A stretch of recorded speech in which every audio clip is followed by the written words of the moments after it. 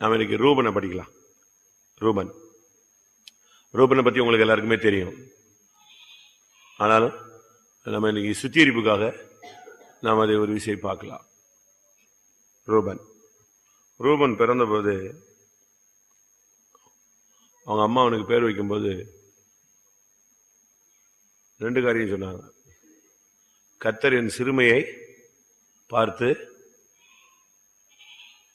என்னை நினைத்தருளினார் அப்படின்னு சொல்றார். அடுத்து என் புருஷன் என்னை நேசிப்பான். ஆதியாகமம் 29:32. பேர் வச்சதுக்கு காரணம், பேர் வரும்போது உலகமும் மாம்சமும் சேர்ந்து வருது. அதனாலதான் இவன் வாழ்க்கையில் நீங்க பாத்தீங்கன்னா ஸ்பிரிச்சுவலும் இருக்கும், மாம்சீகமும் இருக்கும், 2 இருக்கும். இன்னைக்கு பாதி விசுவாசிகள் ஊழியக்காரங்க எப்படித்தான் இருக்காங்க, பாதி மாம்சமும் பாதி ஆவிக்குரிய உள்ளவா தென்படுகிறார்கள். First point correct. கர்த்தர் என் சிறுமையை பார்த்து என்னை நினைத்தருளினார், அப்படிதானே? கரெக்ட். அதனால அவனுக்கு ரூபன் வச்சா பரவாயில்ல. பட்டுன்னு மாறுது பாருங்க அடுத்த ஸ்டெப். எப்படி இனிமே என்ன செய்வாரு, என் புருஷன் என்ன நேசிப்பான். உலகம் வந்துருச்சா, மாம்சம் வந்துருச்சா? ஆவிக்குரிய ஜீவிதத்தில் வந்துட்ட பிறகு நம்ம ரொம்ப கவனமா இருக்கணும். நீ ஒன்னு பரிசுத்தவானாரு, இல்லாவிட்டால் நீ யாராரு, பாவியாரு. இந்த 2க்கும் நடுவில் வேஷம் என்ன செய்யாத, போடாது. லேயாள்கிட்ட உள்ள தோல்வியே அதுதான். அவளுக்கு துக்கமும் இருக்கு, அதே நேரத்தில் மாம்சீகமான போராட்டமும் இருக்கு. இந்த புருஷனை பாக்கெட் பண்றதுக்கு இந்த ராகேல லேயாலும் போடுறாளுங்க பாருங்க போட்டி, அசிங்கமா இருக்கும். பைபிள்ல நீங்க படிச்சு பாத்தீங்கன்னா மாம்சத்தை அவங்க இன்னும் ஜெயிக்கவே இல்லை. இதே பழக்கத்தை அப்படியே யாருக்கு சொல்லி கொடுத்துட்டாங்க, ரூபனுக்கு சொல்லி கொடுத்தாச்சு. பெற்றோர்கள் தங்கள்கிட்ட உள்ள நல்ல காரியங்களை தான் என்ன செய்யணும். அதே நேரத்தில் நம்ம சொல்லிக் கொடுக்காமலே நம்ம தீயவர்களா இருந்தோம்னா இதே பழக்கம் தான் நம்முடைய பிள்ளைகளுக்கு என்ன செய்யும், வரும்.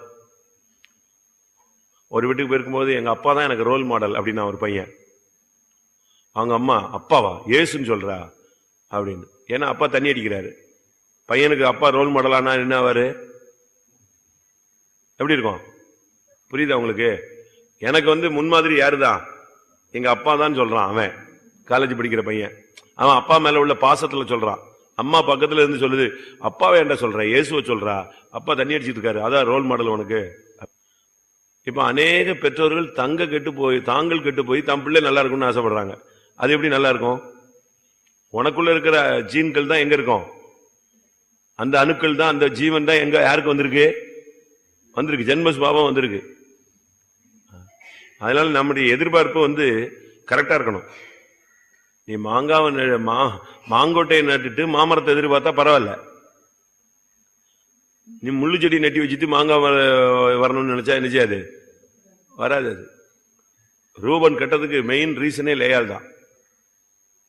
நீங்க அதை வீட்டில் போய் நல்லா உட்காந்து படிச்சு பார்த்தீங்கன்னா உங்களுக்கு கண்டுபிடிச்சிருவீங்க. பைபிள் தெரிஞ்சவங்களுக்கு தெரியும். ரூபனுடைய தோல்வி, அவன் தன்னுடைய தகப்பனுடைய மறுமனையாட்டி அப்படி இப்படின்னு ராங்கா அவன் தவறான உறவுகள் பழக்க வழக்கங்களுக்குள்ள சிக்கினதுக்கு ரீசனே யார் தான், லேயல் தான். அவர் பாருங்க பேர் வைக்கிறா, தேவன் என் சிறுமையை பார்த்தார், நல்லது. திருப்பி என் புருஷனே, உலகத்துல புருஷன் தான் நேசிக்கணுமா, கர்த்தர் நேசிக்க வேண்டாமா? ஒரு சிலர் இந்த பிள்ளை பிள்ளை பிள்ளை பிள்ளைம்பாங்க, பிள்ளைய கடைசியில் விக்கிரமாக்கி வச்சிருவாங்க. கடைசியில் கர்த்தர் ஒரே அடியில ஒன்னிடத்துக்கு உனக்கு பிரியமானதை என்னிடத்தில் எடுத்துக்கொள்வேன்னு எடுத்துட்டு போயிடுவார். எதையுமே விக்கிரகமா நம்ம என்ன செய்யக்கூடாது, நிறுத்த கூடாது. அவனுடைய விழுகைக்கு காரணமே அதுதான். சின்ன வயசுலயே அவனுக்கு பாவ அறிவு கூடிடுச்சு. அது கடைசியில் அவனை எங்க கொண்டு போய் நிப்பாட்டிடுச்சு, பெரிய விழுகையில கொண்டு போய் நிறுத்தினது. ஆதியாகமம் 46 8. ஆதியாகமம் 46:8.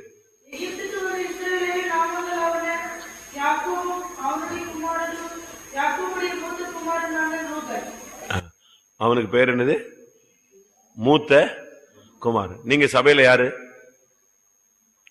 நாம் சபையில யாரா இருக்கிறோம், மூத்த குமாரில் இருக்கிறோமா இளைய குமாரனா இருக்கிறோமா? சபையில மூத்த விசுவாசிகள்லாம் ரொம்ப கவனமா இருக்கணும். சீனியாரிட்டி பேசிட்டு இருக்கிறதுக்கு இங்க ஒன்னும் சர்வீஸ் ரெஜிஸ்டர் மெயின்டைன் பண்ணல. அப்படி பண்றாங்களா? சீனியாரிட்டி பேசிக்ல உங்களுக்கு முதலிடம் முக்கியத்துவம் அப்படிலாம் கிடையாது. நல்லா புரிஞ்சுக்கணும். நமக்கு இது உலக பிரகாரமான முக்கியத்துவம் கிடையாது. ஆனா நீங்கள் மூத்த குமாரன் சொன்னா அந்த ஸ்தானத்துல என்ன செய்யணும்? நிக்கணும். இந்த மூத்த குமாரன் இளைய குமாரன் திரும்பி வந்துட்டான். மூத்த குமாரன் என்ன பண்ணான்? தகப்பன் ஓடி போய் அணைச்சு அவனுக்கு என்ன கொடுத்தாச்சு? முத்தம் கொடுத்து அவனை கொண்டு வந்து ட்ரெஸ் எல்லாம் மாத்தி அவனுக்கு சுத்தமா எல்லாமே அழகா பண்ணி கொடுத்து அவனுக்கு மோதிரம் போட்டு சிறந்த வஸ்திரங்கள் தரிப்பித்து பாதரட்சை கொடுத்து வீட்டுல ஒரே டான்ஸும் சாப்பாடும் ஒரே எழுப்புதலுமா மாறிடுச்சு. இப்போ இவன் அங்க இருந்து வர்றான், வெளியே இருந்து. யாரு? மூத்த குமாரன் வந்துட்டு கேட்கறான், என்ன சத்தம், என்ன பாட்டுன்னு. உங்க தம்பி வந்துட்டாரு. அவ்வளவுதான். முகமெல்லாம் மாறி எங்க போய் நின்றுக்கிட்டான்? வீட்டுக்கு வெளியவே நின்றுக்கிட்டான். உள்ள வரமாட்டேன், வேண்டாம், தேவையில்லை, நான் வரமாட்டேன்.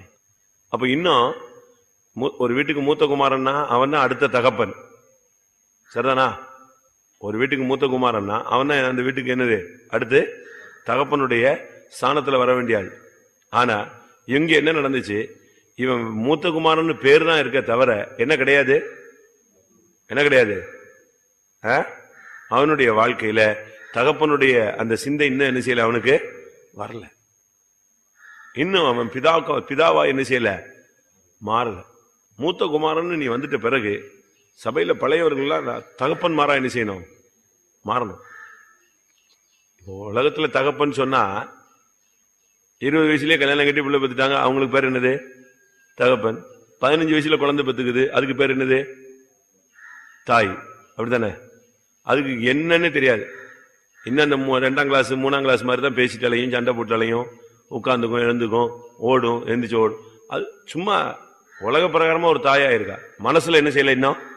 இவன் மூத்த குமாரன், இவனுக்கு இன்னும் அந்த மெச்சூரிட்டி என்ன செய்யல, வரல. ரூபன் ஒரு மூத்த குமாரன், ஆனா அவனுடைய வாழ்க்கையில பாத்தீங்கன்னா மனப்பக்குவம் ரொம்ப கம்மி. அந்த மெச்சூரிட்டி அவனுக்கு என்ன செய்யல, ஸ்பிரிச்சுவல்ல வரவே இல்லை. மத்தேயு 21:28 ஒரு மூத்த குமாரன் வரான். தகப்பன் சொல்றான், திராட்சை தோட்டத்துல போய் வேலை செய்ப்பா அப்படிங்கிறான். மத்தேயு 21:28.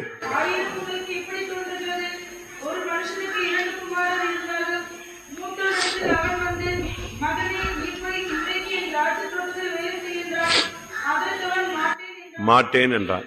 தகப்பன் கூப்பிட்டு சொல்றாரு, நீ போய் என்ன செய்ய, திராட்சை தோட்டத்துல வேலை செய்யணும். மூத்தவன் என்ன சொல்றான்?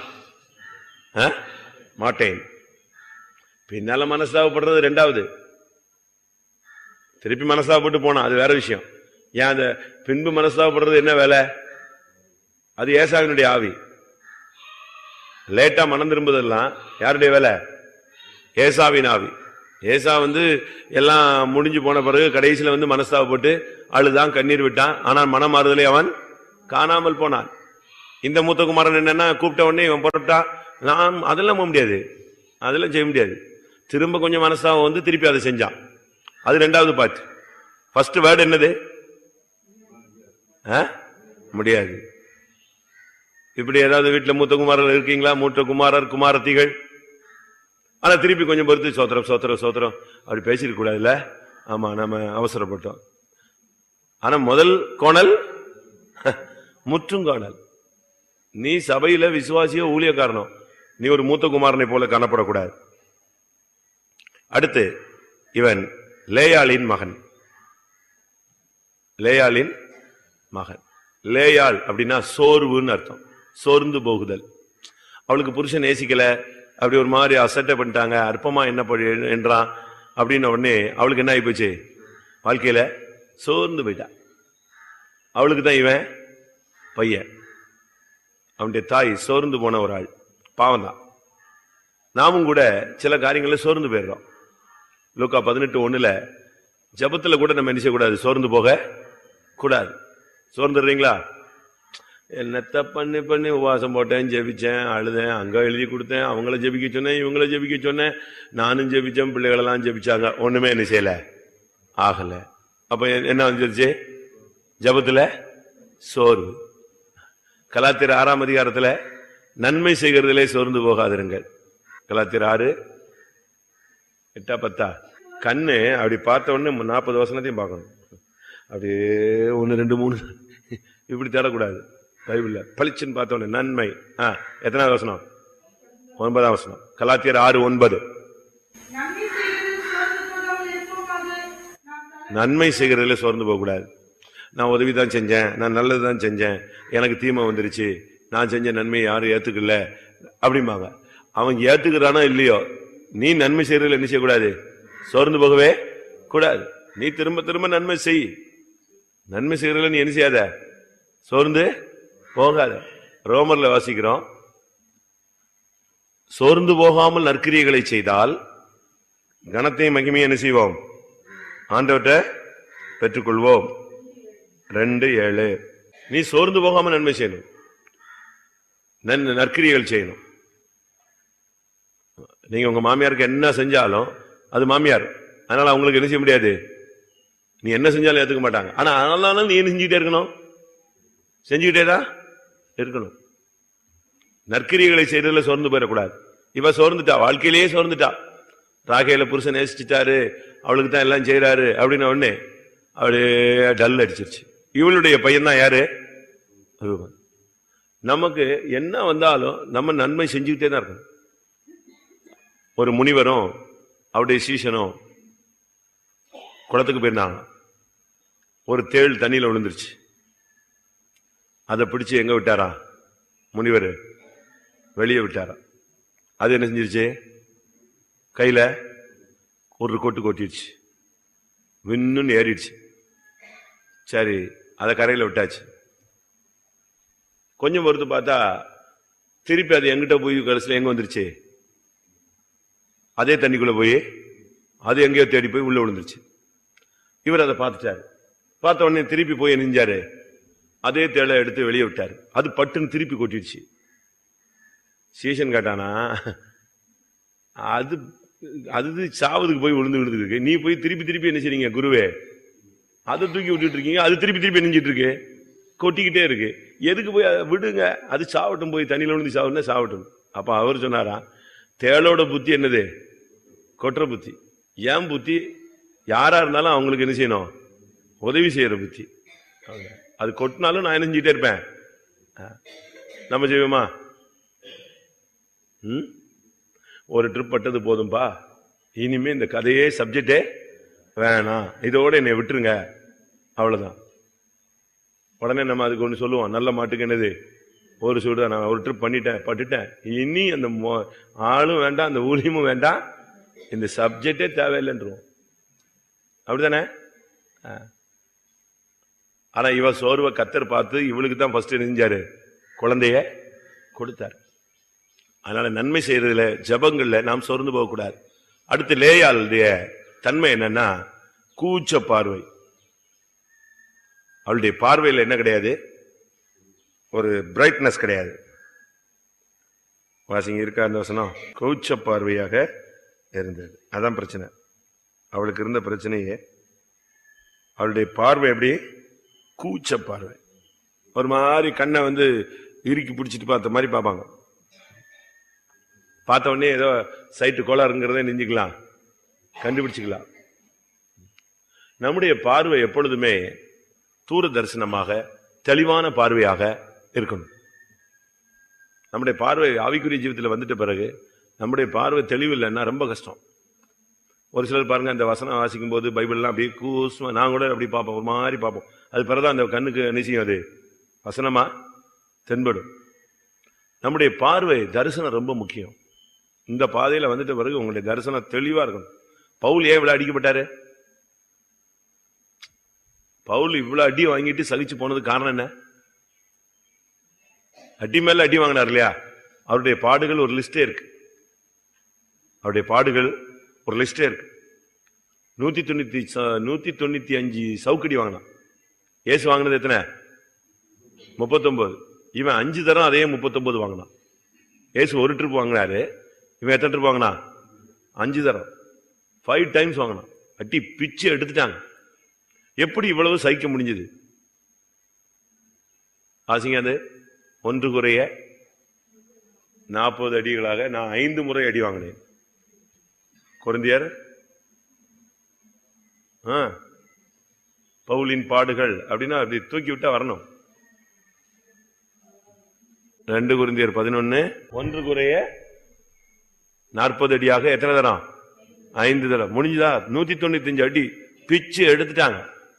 ஒரு அடி அடிச்சா 1 மாசத்துக்கு சுகமாகாது. 195 அடி வாங்கினா என்ன ஆகும்னு யோசிச்சு பாருங்க. அப்படியே அதனாலதான் அவன் சொல்றான், கிறிஸ்துவின் அச்ச அடையாளங்கள் எங்க இருக்கு? என் சரீரத்தில் இருக்குன்னு சொன்னான். கிறிஸ்துவனுடைய அடையாளங்கள் எங்க இருக்கு? என் சரீரத்தில் இருக்கு. எப்படி இருக்குன்னு யோசிச்சு பாருங்க. அவ்வளவு வட்டி வாங்கினான். அதுக்கு காரணம் என்ன? அவனுக்கு இருந்த பார்வை, தரிசனம். அப்போஸ்தலர் 9ஆம் அதிகாரத்துல அவன் எவ்வளவாய் பாடுபட வேண்டும் என்பதை நான் அவனுக்கு காண்பிப்பேன். காண்பிச்சிட்டாரு. இவ்வளவு பாடுகள் உண்டு, இதுக்கு பிறகு உனக்கு மகிமை. சரின்னு போயிட்டான். வாசிங்க 9:16. காண்பிப்பேன். அந்த தரிசனம் இருந்துச்சு. அதனாலதான் அடி வாங்கிக்கிட்டே இருக்கான். அதனாலதான் அவன் வெயிட் பண்றான். பரவாயில்ல, கர்த்தர் நிமித்தம் நான் அடிபடுறேன். அதனால நம்முடைய பார்வை தெளிவா இருக்கணும்.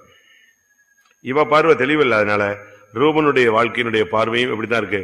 தெளிவே இல்லாமலேயே போச்சு. ஆதியாகமம் 49:3. சேஷ்ட புத்திரன். இவன் தான் சேஷ்ட புத்திரன். சேஷ்ட புத்திரன்னா டபுள் பங்கு. 2 பிள்ளைங்க இருக்காங்க அப்படின்னா சொத்தை 3 பங்கு போடுவாங்க. 2 பிள்ளைங்க இருந்தா சொத்தை எத்தனை பங்கு போடுவான்? 2 பங்கு போட மாட்டாங்க. எத்தனை பங்கு? 3 பங்கு. 3 பங்குல 2 பங்கு யாருக்கு? இவனுக்கு. அப்படி பார்த்தா யாக்கோபோட சொத்தை எத்தனை பங்கு போடணும்? 12 பங்கு. 12 பங்குல 13 பங்கு போட்டு இவனுக்கு எத்தனை வந்துடும்? 2 வந்துடும். அப்படிப்பட்டது. அதே போல கானானை பங்கிட்டா இவனுக்கு எத்தனை பங்கு? 2 பங்கு கிடைக்கணும். கடைசியில் என்ன ஆயிப்போச்சு? இவன் பேர் தான் சேஷ்டபுத்திரன், ஆனா இவனுக்கு சேஷ்டபுத்திர பாகம் கிடைக்கல. பேர் தான் விசுவாசி, பரலோகம் கிடைக்கல. அதான் பேர் விசுவாசி, எது கிடைக்கல? பரலோகத்தின் மேன்மையான அனுபவங்கள் கிடைக்கல. அங்கதான் ஃபெயிலியர் ஆயிடுச்சு. காரணம், அவன் பாவம் செய்தான். அவன் செய்த பாவம் நமக்கு எல்லாருக்குமே தெரியும். அதுக்கு காரணம் யாரு தான்? சின்ன வயசுலயே அவனுக்கு பாவ அறிவை உண்டு பண்ணி கொடுத்தது யாரு? அவங்க தாய். தாய்மார் ரொம்ப கவனம். அதாவது ஸ்கூல்ல உலகத்துல சொல்லுவாங்க, ஃபர்ஸ்ட் டீச்சர் யார் தான்? தாய் தான். ஒரு பிள்ளைக்கு ஃபர்ஸ்ட் டீச்சர் யாரு? தாய். அது பிறகு 3ஆம் கிளாஸ், 2ஆம் கிளாஸ்ல, 2 வயசுல, 2.5 வயசுல, 3 வயசுல கிண்டர் கார்டன் அதெல்லாம் போறதெல்லாம் 2வது. ஒரு பிள்ளைக்கு முதல் டீச்சர் யாரு? தாய். 4ஆகமத்தில் இருக்கு, அவனுடைய தாய் அவனுக்கு தவறாய் நடக்க ஆலோசனைக்காரியாக இருந்தாள்.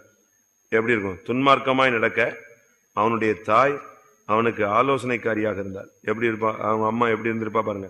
22:3 2 நாளாகமம் 22:3 இருந்தாள்.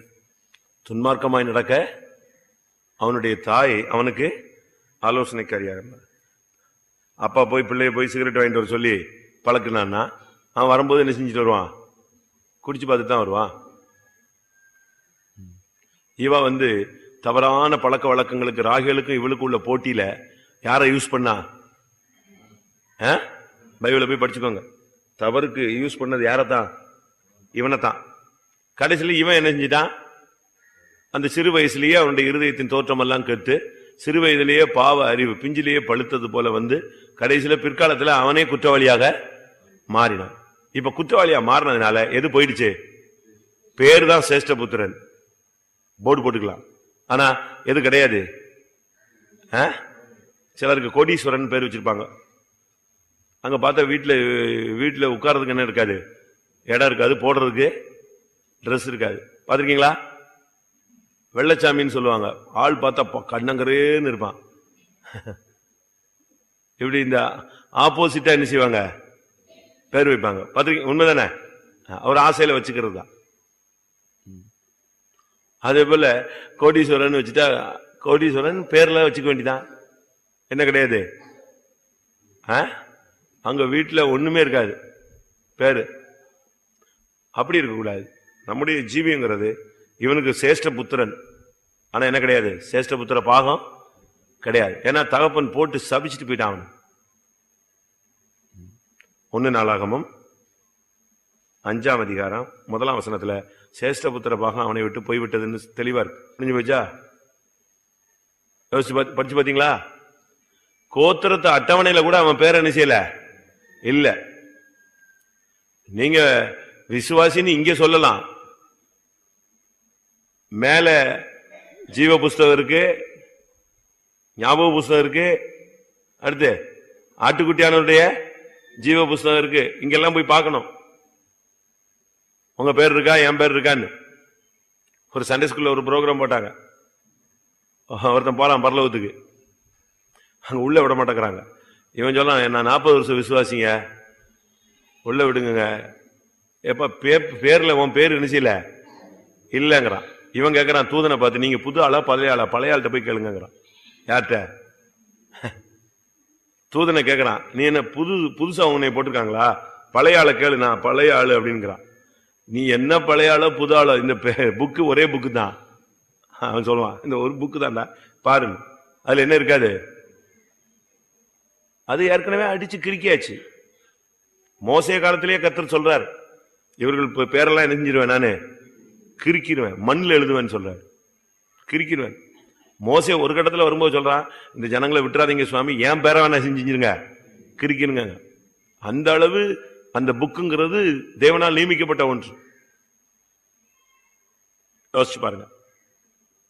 கோத்திரத்தை அட்டவணையில கூட அவனை யாரா கணக்குல சேர்க்கல, முதல் பிறந்தவனாக எண்ணப்படவில்லை.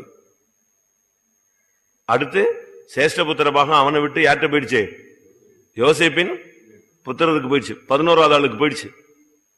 முதல் ஃபர்ஸ்ட் போய் இப்ப 11th வந்துட்டான். அப்படித்தானே? முடிஞ்சு போச்சு.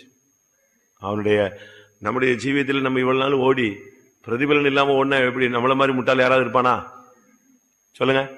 என்னாகும் 6ஆம் அதிகாரம் 12ஆம் வசனத்துல, நசரேய விரதம் தீட்டு போட்டதனால் அவனுடைய சென்ற நாள் என்னது? விருதா. 6:12 சென்ற நாட்கள் விருதா, வீணா போச்சு. அதனால நீங்க நினைக்க கூடாது நம்ம இருக்கிறனால ஏதோ கடைசி வரைக்கும் இப்படியே ஓடி ஓடி எப்படியாவது இதுக்குள்ளேயே செத்து இதுக்குள்ளேயே அடக்கம் பண்ணப்பட்டு இதுக்குள்ளேயே எப்படியா போயிடணும், இதுக்குள்ளேயே சாவலாம், இதுக்குள்ளேயே அடக்கம் பண்ணப்படலாம். எதுல இருக்காது? கோத்திரத்து அட்டவணையில லிஸ்ட் இல்ல, பிரதிபலன் இல்ல. ரொம்ப கவனமா இருக்க வேண்டிய ஒரு காலம். அடுத்து யோசேப்பு வர்றான். இவங்களுக்கு சாப்பாடு தூக்கிட்டு எங்க வரான்? யோசேப்பு வர்றான். இவங்க அவ்வளவு வெறும் பிளான் பண்றாங்க, 10 பேர் உட்கார்ந்து இவனை நெஞ்சிடணும், கொன்றணும், க்ளோஸ் பண்ணிடணும்னு முடிவு பண்ணிட்டாங்க. எப்படி இந்த சொப்பனை நிறைவேறும்? எப்படி இவனை போய் நம்ம எல்லாரும் வணங்குவோம், பார்த்துடலாம். எல்லாரும் கொல்றதுக்கு பக்காவா பிளான் பண்ணிட்டானு. அப்ப இந்த ரூபன் வந்து சொன்னா, கொல்ல வேண்டாண்டா, என்ன செய்யலாம்? எங்க குழியில போட்டா நம்ம கொண்டோன்னு வராம அவனா சாவட்டும். ஆதியாகமம் 37:21 தப்பு வித்தான். கரெக்ட். இப்போ ரூபன் நல்ல வேலை செஞ்ச மாதிரி. இவன் என்ன செஞ்சிருக்கணும்? அவனை ஏன்டா கொல்றீங்கன்னு சொல்லலாம்ல, இவன் தானே மூத்தவன், ஏன் கொல்லணும்? தம்பியை ஏன் கொல்லணும்? அதெல்லாம் அவனும் கை வைக்க கூடாது அப்படின்னு அவனுக்கு என்ன செய்யல, சொல்ல சக்தி இல்லை. தப்பு வைக்கணும்னு மைண்ட்ல இருக்க தவிர, ஆனா அவனுக்கு தப்பு வைக்க ரூட் எது சொல்லி கொடுத்துட்டான்? கொல்லாம குழியில போட சொன்னான். குழியில போட்டதுனால அவனுக்கு என்ன பண்ணிட்டானுங்க, எடுத்து வித்துட்டான். யோசேப்பை விற்கிறதுக்கு ஒரு விதத்துல காரணமா மாறினது, கொல்லாம தப்பு வச்சதுக்கு ஒரு காரணமாக இவன் இருந்தாலும், ஆனா விற்கிறதுக்கு காரணம் யாருதான்? குழியில அவனை அவர்கள் என்ன செஞ்சார்கள்? விற்று போட்டார்கள். ரூபன் பின்னால திருப்பி வந்து பார்த்தா, அடப்பாவில கொன்னுட்டீங்களாடா, என்ன பண்றீங்க? அவனுக்கு இளைஞனை காணாமே, ஐயோ நான் எங்கே போவேன் என்றான். எப்படி இருக்கும்? இவனை ஏமாத்திட்டானுங்க. இவன் அவங்க கையில தப்பு வைக்கிறதுக்காக டெக்னிக்கா குழியில போட சொன்னா, இவன் எங்க போயிட்டு வர்றதுக்குள்ள இவனுக்கு குழியில இருந்து எடுத்து யார வித்துட்டான்? இவனை வித்தாச்சு. ரூபனுக்கு அது மறைஞ்சே போச்சு. மறைமுகமாக யோசேப்பை தப்பு வச்சதுக்கு இவன் ஒரு காரணமா இருந்தாலும் யோசேப்பை குழியில போடுறதுக்கு இவன் தான் யாரு காரணம். அந்த குழியில அவன் விற்கும் போதும் குழியில கிடக்கும் போது அழுதானா, என்னை விட்டுருங்க நான் எங்க போயிடுறேன், என்னை விட்டுருங்க நான் அப்பாட்ட போயிடுறேன், என்னை விட்டுருங்க நான் அப்பாட்ட போயிடுறேன், என்னை விட்டுருங்க என்னை அப்பாட்ட போயிடுறேன்னு யார் அழுதா? அழுதானா? நானா சொல்றேனா? சொல்லுங்க. அவனை குழியில போடும்போது தண்ணி இல்லாத குழியில தூக்கி இறக்குறாங்க. அவனால அங்கிருந்து ஏறி வர முடியாத அளவுல அவனுக்கு ஒரு பள்ளமான ஒரு குழி, அதுக்குள்ள இறக்கியாச்சு. இறக்கும் போது அவன் அழுகுறான். அவனை விற்கிறாங்க, என்னை விட்டுறாதீங்க, வேண்டாம் வேண்டாம் வேண்டான்னு அழுகுறான். 20 வெள்ளிக்காசை வாங்கிட்டு அப்படியே அவனை கண்ணீரோடு அனுப்பி விட்டானுங்க. அழுதானா? யோசேப்பு அழுதானா அழலையா? இருக்கு. ஆதியாகமம் 40 எப்படி ஒருத்தன் தான் அவன் இயேசுவா சத்தமிடாத ஆட்டுக்குட்டி போல போறதுக்கு? இயேசுக்கு நிழலாட்டமா இருந்தாலும் அவன் என்ன செய்யறான்? கெஞ்சுறான், என்னை விட்டுருங்க. மன வியாகுலத்தை கண்டும் நாம் என்ன செஞ்சுட்டோம்? அவனை குழியில இருந்து யோசிச்சு பாருங்க. ரூபன் தான் இவனை குழியில போட வச்சான். பரிசுத்தத்தை குழியில போட வச்சதே யாருதான்? யோசிப்பு பரிசுத்தன், அப்படித்தானே? யோசிப்பு பாவம் இல்லாதவன். பாவம் இல்லாத பரிசுத்த ஜீவியத்தை குழியில போட்டதே யாரு? இந்த ரூபன். அடுத்து ஆதியாகமம் 49 அவங்க தகப்பன் போடுறான் பாருங்க, சாபம், நீ மேன்மை அடைய மாட்டாய் சொல்லிட்டானா? அந்த காலத்துல இந்த தகப்பனுடைய ஆசீர்வாதம், சகோதரருடைய ஆசீர்வாதம், தாயினுடைய ஆசீர்வாதம், மாமனாருடைய ஆசீர்வாதம், இதெல்லாம் ரொம்ப முக்கியமானது. ரொம்ப அதை அக்செப்ட் பண்ணுவாங்க. இப்பதான் தாய் தகப்பனுக்கு மதிப்பு கிடையாது, மாமனாருக்கு மாமனுக்குலாம் என்ன கிடையாது, மதிப்பே கிடையாது. அந்த காலத்துல அதெல்லாம் ஆசீர்வாதம். அவனுடைய தாய் அவனை ஆசீர்வதித்தாள், அவனுடைய தகப்பன் அவன் தகப்பன் ஆசீர்வதிச்சானா அது அப்படி நடக்கும். அதே நேரத்தில் தகப்பன் சாபம் போட்டானா அவ்வளவுதான். தகப்பன் சாபம் போட்டான், யாரை பார்த்து? மூத்த பிள்ளைய பார்த்து போனா, நீ மேன்மையாட. தயவு செய்து மற்றவங்க கிட்ட நீங்க சாபம் வாங்காதீங்க. காரணம் இல்லாமல் எவனா சாபம் போட்டா அது வேற விஷயம். அது காரணம் இல்லாமல் இட்ட சாபம் தங்காது. அதை பத்தி நீ கவலைப்படாது. ஏதோ ஒரு ஊழியக்காரன் புரியாம, ஏதோ ஒரு விசுவாசி புரியாம, ஏதோ ஒரு ஆவிக்குரியவன் புரியாம நீ இப்படி பண்ணிட்ட, நீ சேரமாட்ட அப்படி இப்படின்னா நீ துக்கப்பட்டு அழுதுட்டு ஐயோ இப்படி சொல்லிட்டாங்களே நீ அழ வேண்டிய அவசியமே இல்லை. ஆனா காரணத்தோடு அவன் சபிச்சிட்டான்னா அது நமக்கு நல்லதா இருக்காது. எபிரேயர் 13ஆம் அதிகாரத்தில் சொல்லி இருக்கு, துக்கத்தோடே அவர்கள் செய்தால் அது உங்களுக்கு நல்லதா இருக்காதே. பாத்தீங்களா? ஊழியக்காரங்க துக்கத்தோடு உங்களுக்கு எதுவும் செய்யக்கூடாது, அது உனக்கு என்ன செய்யாது, பிரயோஜனமாய் இருக்காது. அதனால நீங்க பெரியவங்க கிட்ட இருந்து நன்மையான வார்த்தைகளை பெறணும். நீ நல்லா இருக்க மாட்ட, நீ தேர மாட்ட, நீ விளங்க மாட்ட அப்படின்னு வார்த்தைகள் நம்ம என்ன செய்யக்கூடாது, வாங்கவே கூடாது. உன் பிற்காலம் நல்லா இருக்காது, ஃபியூச்சர் அழிஞ்சிரும், அப்படிலாம் நம்ம பெரியவங்க கிட்ட, ஒரு பரிசுத்தவான்கள்ட்ட, ஒரு ஆவிக்குரியவர்கள்ட்ட அப்படிப்பட்ட வார்த்தைகள் என்ன செய்யக்கூடாது. தகப்பன் போல வயசு உள்ளவங்கள்ட்ட என்ன செய்யக்கூடாது, வாங்கவே கூடாது. இவன் சொல்றான் பாருங்க, நீ மேன்மை அடைய மாட்டாய், முடிச்சிட்டான் ஒரே வார்த்தை.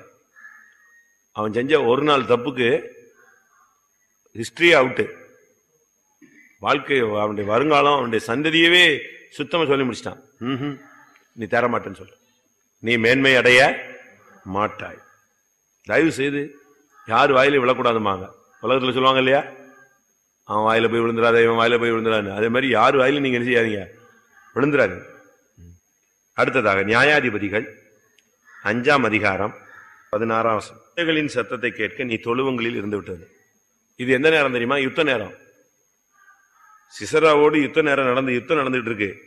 நட்சத்திரங்கள் வானத்திலிருந்து என்ன செய்யுது, யுத்தம் செய்து. அவன் செபுலோனும் நப்தலியும் போர்க்களத்து முனையில எப்படி நிக்கிறான், உயிருக்கு மரணத்துக்கு துணிஞ்சு நிக்கிறான். இவனை கேட்டா இவன் எங்க இருக்கான், மந்தைகளின் சத்தத்தை. ஜெப நேரத்துல நீ வீட்டுல இருக்க கூடாது, சுயமான வேலைகளை செய்யவே கூடாது. ஆவிக்குரிய கூட்டங்கள் ஆவிக்குரிய ஜீவியத்தில் போயிட்டு இருக்கும்போது நீங்க யுத்த நேரத்தில் நீங்க எங்க போக கூடாது, உங்களுடைய காரியங்கள் இருக்கக்கூடாது. அது உங்களுக்கு தோல்வியை கொண்டு வந்துடும். தாவீது ஒரு நாள் யுத்தத்துக்கு போல, என்ன நடந்துச்சு? தோத்து போனானா? ஒரு நாள் யுத்தத்துக்கு போல, அன்னைக்கு பாவத்துக்கு இடம் கொடுத்தான், ஒருத்தனை கொல்ல வேண்டி இருந்துச்சு, அதனால ஒரு குழந்தை செத்து போச்சு. கர்த்தர் இவனை பயங்கரமா கடிந்து கொண்டார். பைபிளே சொல்லியிருக்கு, இந்த ஒரு காரியம் தவிர மத்த எல்லாவற்றிலும் அவன் நல்லவன். ஒரு பிளாக் டாட் விழுந்துருச்சா, ஒரு கரும்புள்ளி குத்திட்டாரா, ஒரு நாள் யுத்தத்துக்கு போல. ஒரு ஜபத்துக்கு நீ போலன்னா உன் வாழ்க்கையில பயங்கரமான தோல்வி வரும். அது உனக்கு தெரியாது, பிசாசுக்கு நல்லா தெரியும். ஒரு நாள் ஜபத்துக்கு போல, ஒரு நாள் என்ன செய்யல, ஊழியத்துக்கு போல தெரியும். அதுதான் உன்னுடைய வாழ்க்கையில தோல்வியினுடைய அஸ்திபாரம் தொடங்குது. அன்னைக்கு தான் என்னது, ஒரு நாள் ஜபத்துக்கு போல பிசாசு. மந்தைகளின் சத்தத்தை தான் சாகுற வரைக்கும் கேட்டு தானே இருக்க. இவன் ஆடு மாடு மேய்க்கிறாள், டெய்லி எந்த சத்தம் தான் கேட்கும்? ஒரு நாளாவது தேவ சத்தம் கேளு. மந்தைகள் இந்த ஆட்டு சத்தத்தையே கேட்டுட்டு இருக்கிறிய, ஒரு நாள் எந்த சத்தம் கேளு? தேவ சத்தம் கேளு. ஜபத்துல போய் உட்காரு, தேவ சத்தம் கேட்கட்டும். நீ தேவ சத்தம் கேட்டு பழகினாதான் அடுத்த சத்தம் என்ன கேட்கும்? எக்கால சத்தம் உனக்கு கேட்கும். தேவ சத்தம் கேட்காதவனுக்கு எக்கால சத்தம் கேட்குமா? யுத்த நேரத்துல போய் இவன் மந்தைகளின் சத்தத்தை கேட்டுட்டு இருந்தான். சாகிற வரைக்கும் இதுதான், இதே மனைவி, இதே புருஷன், இதே பிள்ளைகள் தான், இதே பேர பிள்ளைகள் தான். இதையே பார்த்துட்டு நம்ம வாழ்க்கையை ஓட்டிட முடியுமா? இதுக்கு அடுத்த ஒரு வாழ்க்கை இருக்கு.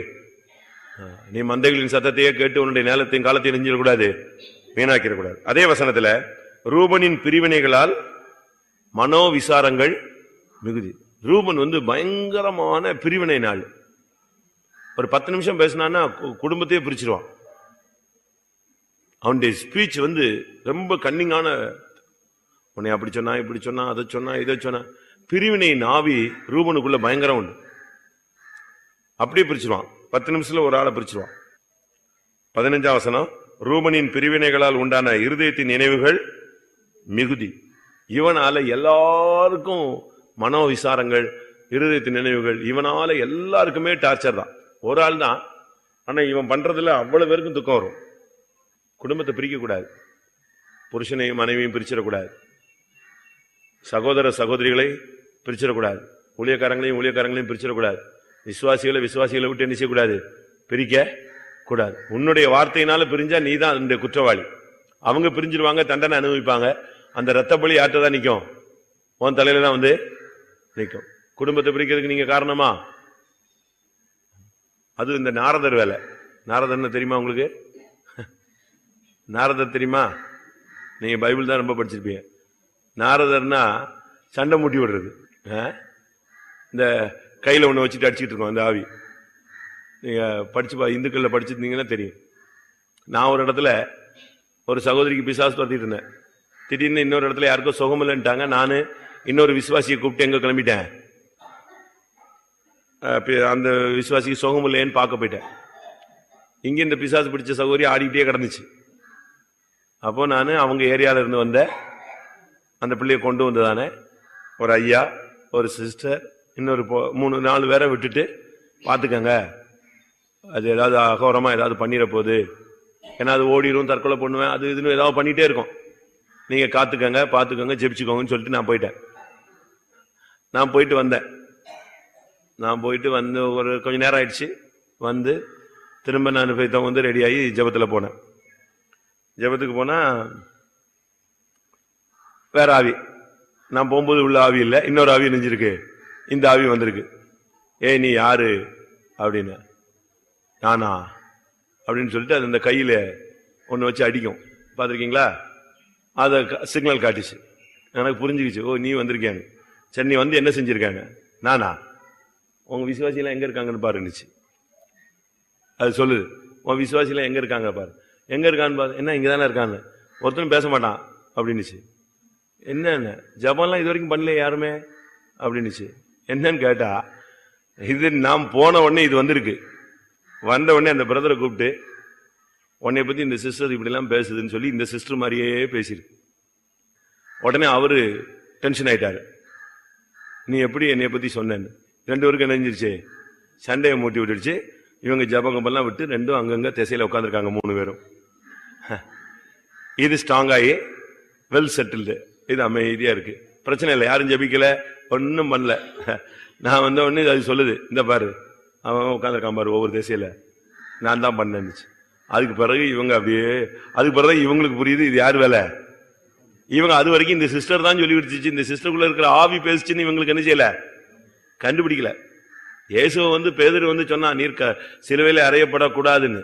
இயேசு உடனே உள்ள பாத்துட்டாரு, என்ன இருந்துச்சு, பிசாசுன்னு. அப்பால இப்போ சாத்தான் என்னாரு.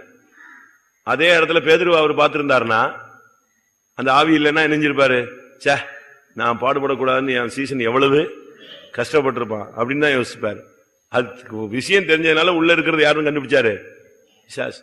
அதனால உங்க வீட்டுக்காரம்மா பேசும்போது உள்ள இருந்து என்ன பேசுது, உங்க வீட்டுக்காரர் பேசும்போது உள்ள இருந்து எது பேசுது, பையனோ பொண்ணோ பேசும்போது உள்ள இருந்து இது பையன் தான் பேசுறானா, பையனுக்குள்ள இருக்கிற நம்பர் 2 பேசுதா, நம்பர் 1 பேசுதா, நம்பர் 2 பேசுதான்னு கண்டுபிடிக்கணும். இது தெரியாம நீங்க ஆழம் தெரியாம காலை விட்டீங்கன்னா நீங்க குடும்பம் நெஞ்சிரும். ரூபன் பயங்கரமா பேசுவான்.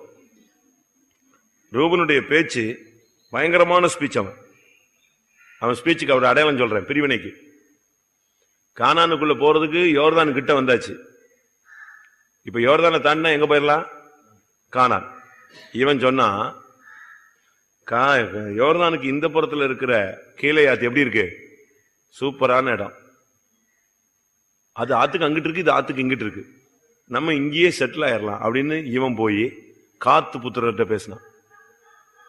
காத்து புத்திரர் போய் மனாசே கோத்திரத்துல பாதிட்டு பேசினாங்க.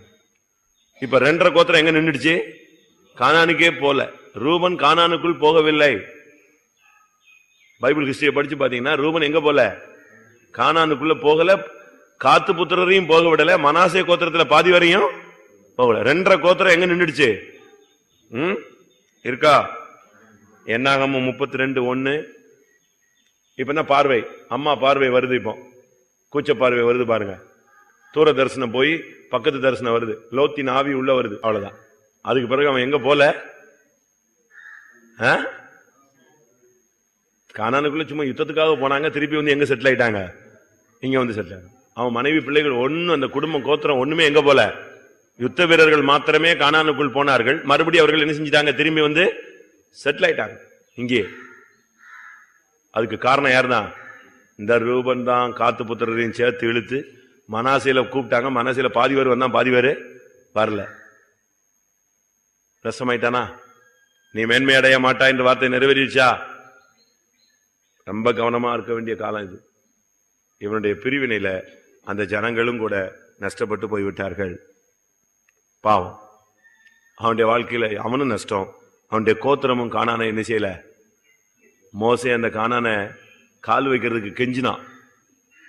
மோசே அந்த கானானுக்குள்ள கால் வைக்கிறதுக்கு கெஞ்சினான். ஆண்டவரே, அந்த நல்ல தேசத்தில் நான் என்ன செஞ்சிடறேன், கால் வைக்க எனக்கு என்ன செய்யுங்க, ஒரு சான்ஸ் கொடுங்க.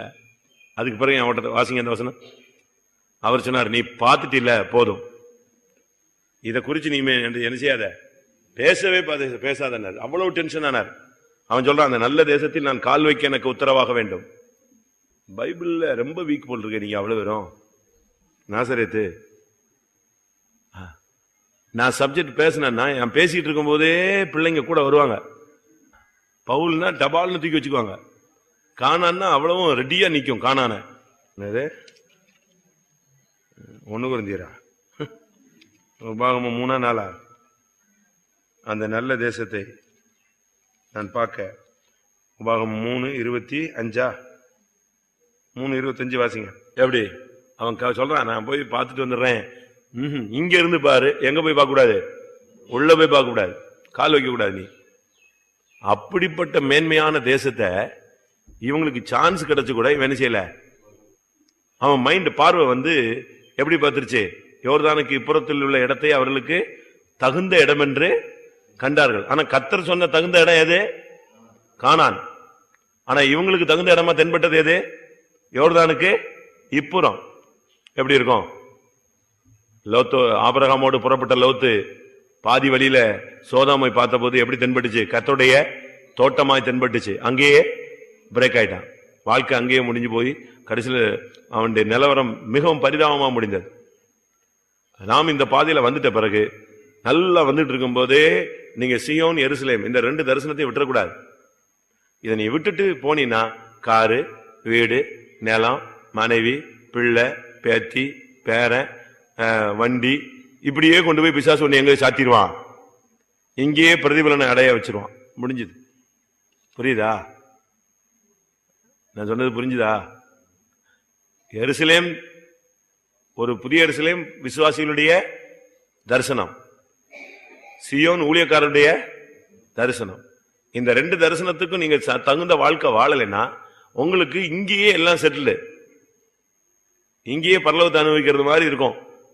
ஒரு வீடு, ஒரு காரு, 4 பிள்ளை, 7 பேத்தி, இப்படியே கொடுத்து நல்ல சம்பந்தம், நல்ல வளர்ச்சி, நல்ல சாப்பாடு, இப்படியே பெட்டு, மெத்த வசதி, வாய்ப்பு, முடிஞ்சது. எங்க வந்து சேர மாட்டே நீ? கானான் கிடைக்கவே கிடைக்காது. உனக்கு இதுதானே தகுந்த இடம்.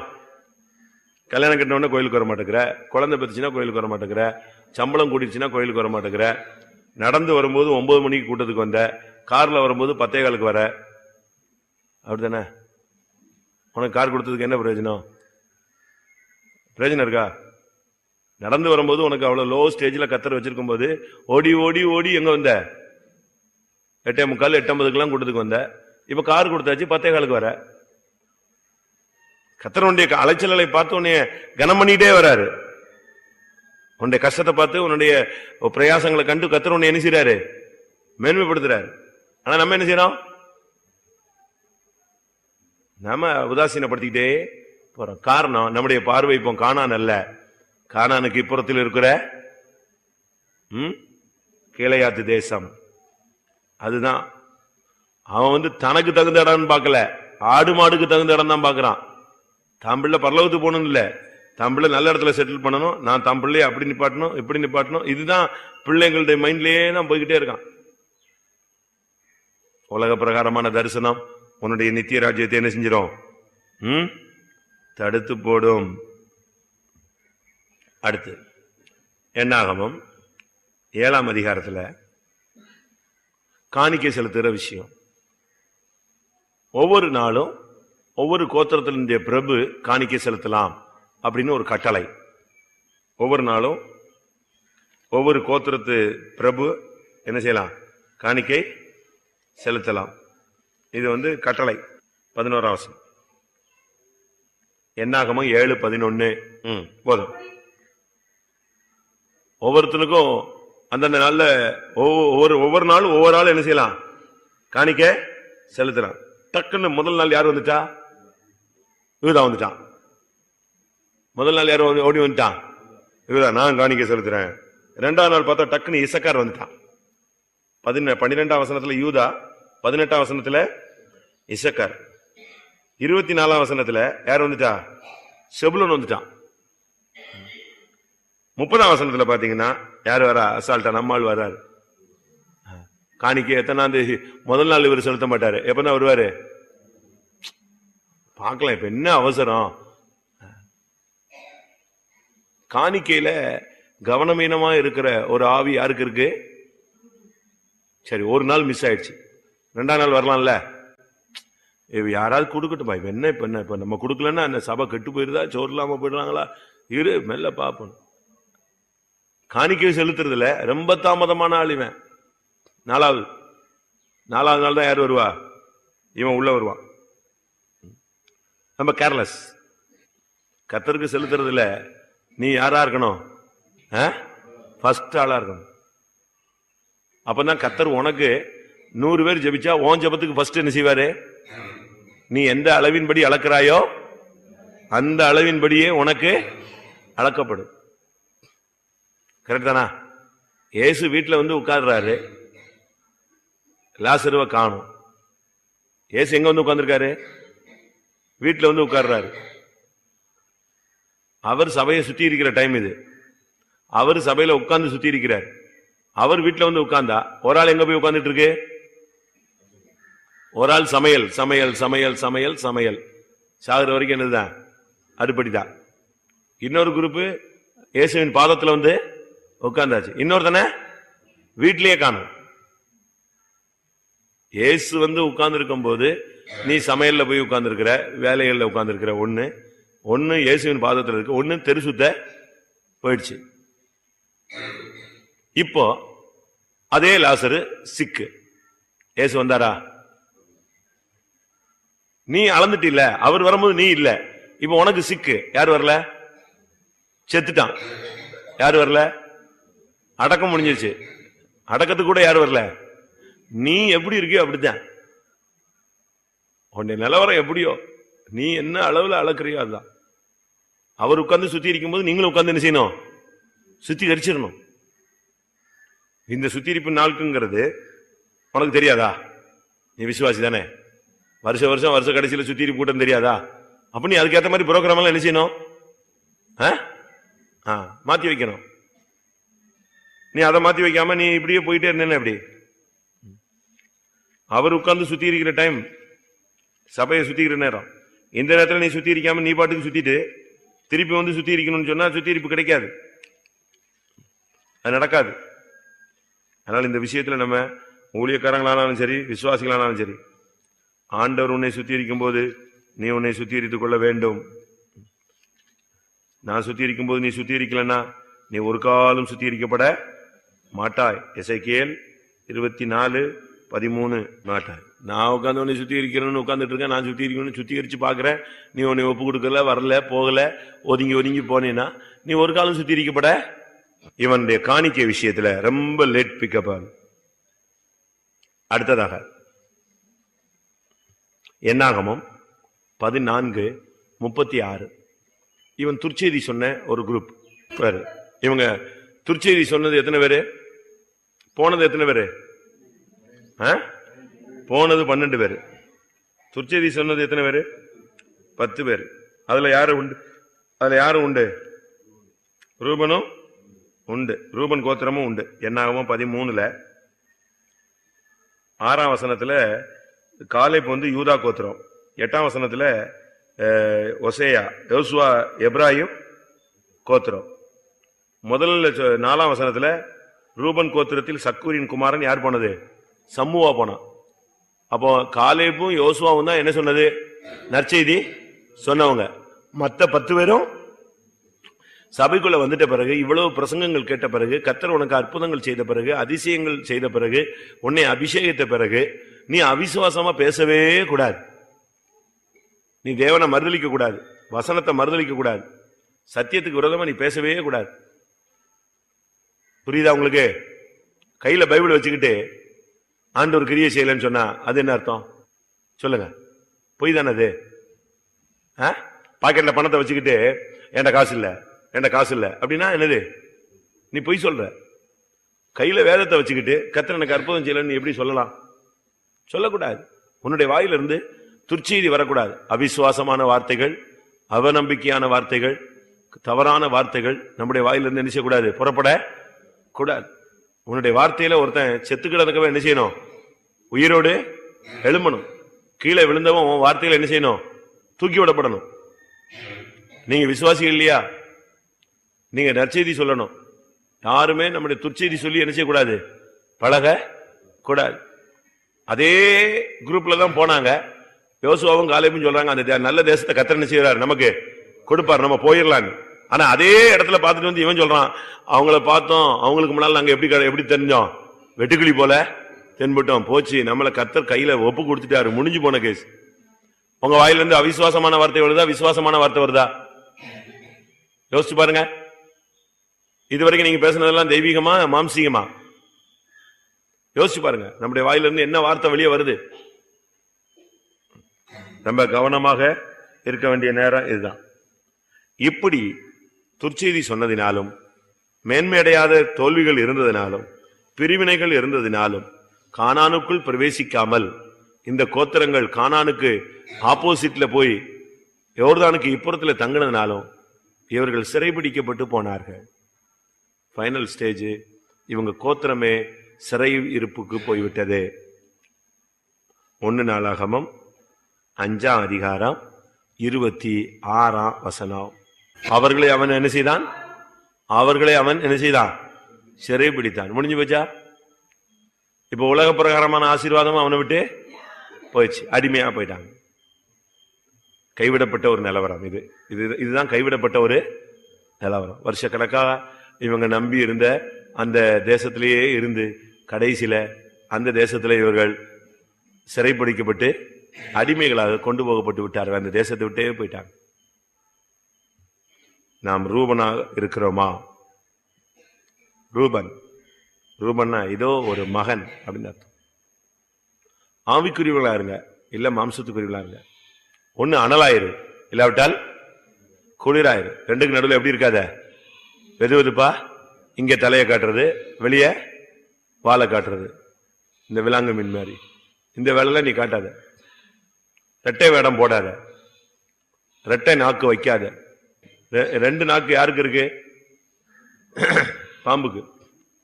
விசுவாசிகளுக்கோ ஊழியர்களுக்கோ ரெண்டு நாக்கு இருக்கா? பைபிள்ல இருக்கா? இருநாக்கு. 1 தீமோத்தேயு 3:8. 1 தீமோத்தேயு 3:8. இருநாக்கு. சபையில உதவிக்காரங்க தான் விசுவாசிகள், உதவி ஊழியர்கள். உதவிக்காரங்கள்லாம் நம்ம எல்லாருமே ஊழியர்கள் தான், ஆண்டவருக்காக சேவை செய்யறவங்க. நம்முடைய நாக்குல என்ன இருக்கக்கூடாது? இருநாக்கு இருக்கக்கூடாது. அது சர்ப்பத்தினுடைய ஆவி. ஒப்பு கொடுக்கலாமா? ஆண்டவருடைய சமூகத்தில் ஒப்பு கொடுத்து ஜெபிக்கலாமா? ஆண்டவரே, எனக்குள்ள இருக்கிற ரூபனின் ஆவியை பலிபீடத்தில் வைக்கிறேன். எல்லாரும் கண்களை மூடுவோம். Praise the Lord, praise the Lord. கொஞ்ச நேரம்